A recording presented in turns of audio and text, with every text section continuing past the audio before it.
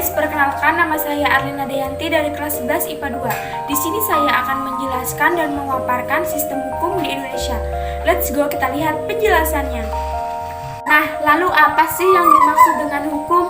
Hukum ialah suatu himpunan, peraturan, atau kumpulan dari peraturan yang mengurus mengenai tata tertib di dalam kehidupan masyarakat dan harus ditaati.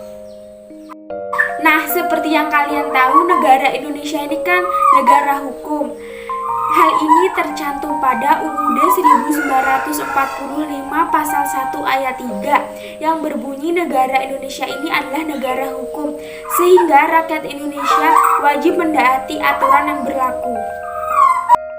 Hukum dibagi menjadi 7 bagian: hukum perdana, hukum pidana, hukum tata negara, hukum tata usaha negara, hukum antar tata hukum adat, dan hukum syariah.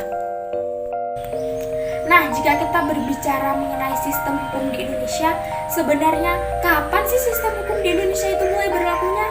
Sistem hukum di Indonesia ini mulai berlaku pada tanggal 18 Agustus 1945.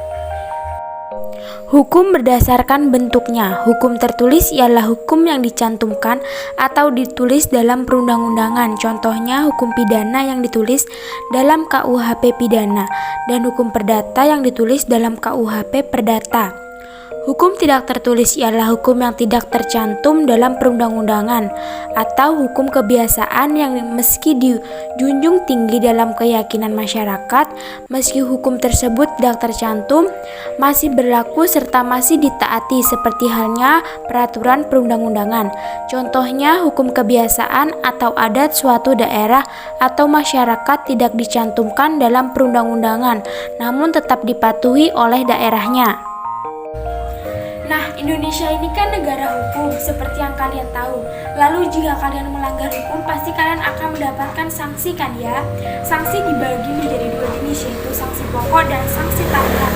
Contoh sanksi pokok yaitu hukuman mati, hukuman penjara, dan hukuman seumur hidup. Contoh sanksi tambahan yaitu hukuman penyitaan hak tertentu dan pencabutan hak tertentu. Pasti kalian pernah mendengarkan suatu berita kriminal yang dihukum beberapa tahun penjara dan penyitaan hak tertentu. Nah, berarti di situ sudah termasuk ke dalam sanksi pokok dan sanksi tambahan. Lalu di sini kita akan membahas fungsi hukum.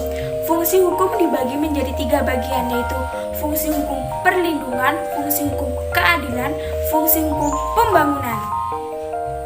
Fungsi hukum perlindungan melindungi masyarakat dari berbagai ancaman dan bahaya.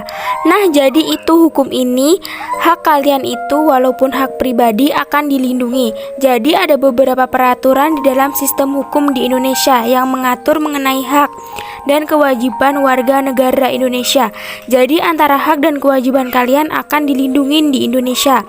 Itulah fungsi dari salah satu hukum, yaitu sebagai perlindungan. Fungsi hukum keadilan yaitu menjaga, melindungi, dan memberi keadilan bagi manusia.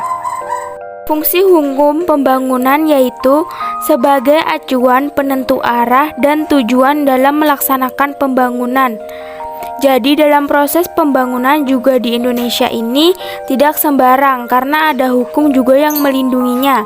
Jadi hukum ini digunakan sebagai alat pembangunan dan juga bisa sebagai alat kontrol agar pembangunan itu dapat dilaksanakan dengan adil. Jadi proses pembangunan itu tidak hanya terpusat di suatu daerah saja. Jadi semuanya itu merata, semuanya terjamah oleh pembangunan. Maka diadakan fungsi hukum sebagai pembangunan.